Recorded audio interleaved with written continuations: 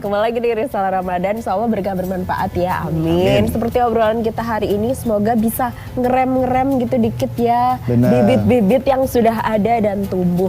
Iya, yang pasti juga ini bisa menjadi motivasi untuk kita semua yang sedang menyaksikan untuk menjadi lebih baik tentunya. Betul, ngomong-ngomong lebih baik, ini untuk memperbaiki negara dengan budaya korup yang cukup gede gitu kan. Udah mulai berat ini ya topiknya. Dikasih yang agak berat dikit lah. Jadi ada KPK yang hadir gitu.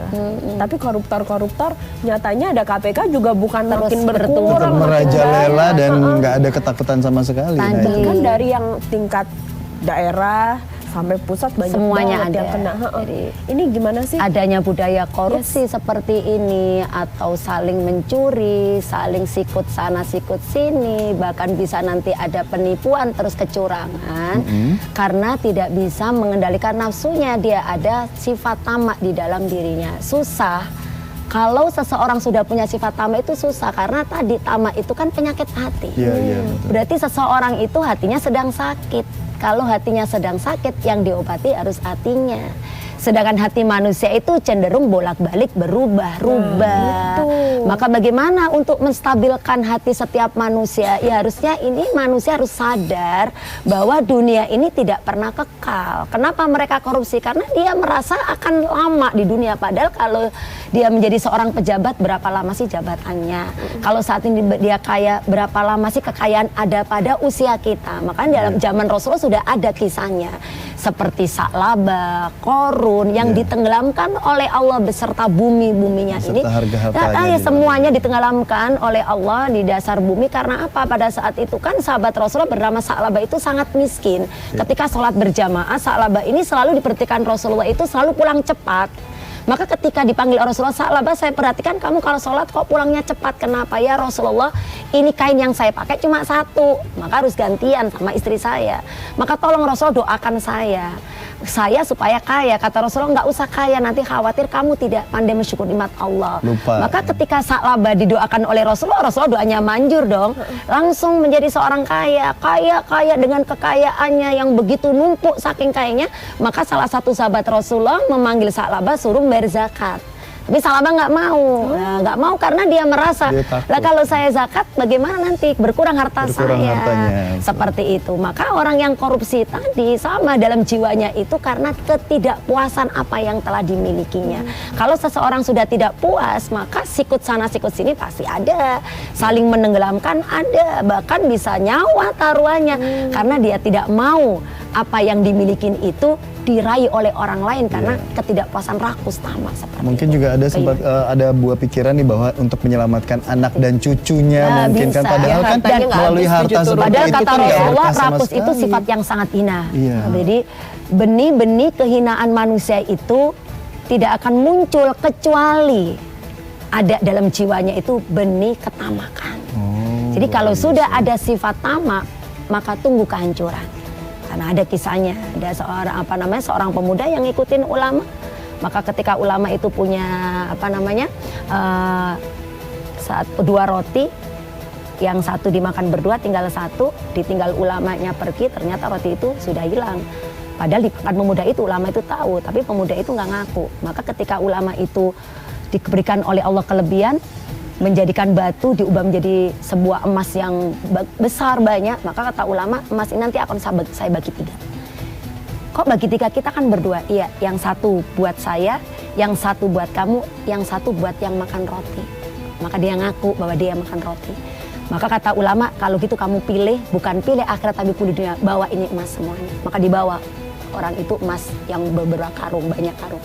Di tengah perjalanan ada 2 orang perampok. Nah, 2 orang perampok ingin merebut itu emasnya. Tapi kata yang punya emas, nggak usah, kita bagi aja bertiga. Nah, ketika sudah kesempatan bagi bertiga, maka kata perampok, yang satu disuruh beli nasi. Maka karena ada ketamakan tadi, kata dia yang beli nasi tadi, yang punya emas itu, wah mendingan nasinya saya racunin.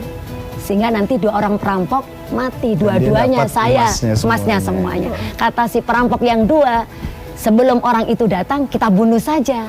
Karena kalau kita bunuh emas ini tidak jadi kita bagi 3, kita bagi 2. Maka si yang membeli nasi tadi sudah datang, dimakanlah nasinya, dia dibunuh terlebih dahulu, dia nggak jadi makan nasi. Setelah dia sudah terbunuh, dia merasa kelaparan, makan nasinya, matilah semuanya. Nggak ada yang dapat. Jadi memang kerakusan, ketamaan itu benar-benar akan menghancurkan tatanan kehidupan kita. Dan itu sudah pasti ya? Itu sudah pasti, karena kalau sudah janji Rasulullah seperti itu, orang itu akan hina.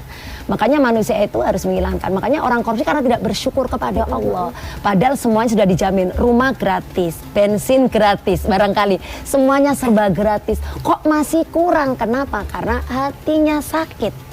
Kalau sudah hatinya sakit, maka yang disembuhkan adalah hatinya terlebih dahulu.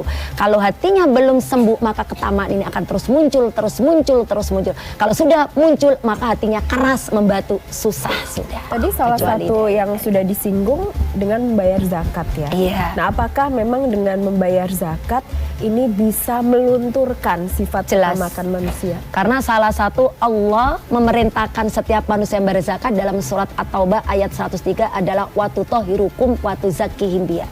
Jadi orang yang berzakat itu tujuannya adalah untuk membersihkan hartanya dan mensucikan hartanya. Bersih secara fisik, artinya harta yang kita miliki harus sadar, pasti kecampuran harta yang batil. Jiwanya juga bersih, otomatis dia tidak akan punya sifat tamak. Karena orang mau berzakat tandanya dia punya sifat kasih sayang. Kalau dia sudah punya sifat kasih sayang, otomatis dia adalah orang asyakhiyu, yaitu orang dermawan. Maka kalau dia sudah dermawan, didoakan malaikat-malaikat Allah. Kalau malaikat sudah mendoakannya, maka orang itu akan senantiasa langsung dicintai oleh setiap manusia karena kedermawan itu. Rasulullah mengatakan, asyakhiyu, orang yang dermawan, qoribum minal jannah, sangat dekat dengan surga. Qoribum minan nas, sangat dekat dengan manusia. Ba'idum minal jannah, ba'idum minan nar, jauh dari neraka. Jadi orang yang dermawan itu jelas dekat surga, disenengin manusia. Orang yang mau berzakat, saya yakin tidak ada tamak dalam dirinya. Luar biasa. Jadi itu sebenarnya adalah ujian yang berat sekali ya, begitu kita diberikan harta yang berlimpah, karena tentunya juga zakat yang harus kita keluarkan cobaan yang itu berat. Miki benar, dalam Al-Quran surat lagi, At-Taubah dikatakan bahwa innamal a'malu, sesungguhnya harta kamu semua itu adalah fitnatun, cobaan bagi kamu semua. Jadi harta yang kita miliki sebenarnya cobaan. Maka karena cobaan, kita tidak harusnya bergembira luar biasa dikasih harta yang berlebih. Jadi sedang-sedang aja gitu ya. Bersyukur sih, lebih tepatnya bersyukur, tapi berbagi, tidak berlebihan mencintai sekali. harta itu. Dan lebih baik kita berbagi karena Allah sudah menjamin bahwa dengan sedekah ini tidak akan membuat menyuburkan, akan mensucikan, dan akan tentunya senantiasa memberikan ketenangan. Ketenang. Ya, dan kita juga mendoakan ya pemirsa di rumah ya, tentunya dijauhkan dari sifat tamak ini. Amin, kita semua juga ya yang ada di sini. Amin, dan pemirsa, nanti kita akan kembali lagi usai kultum dan kumandang azan maghrib. Tetaplah bersama kami.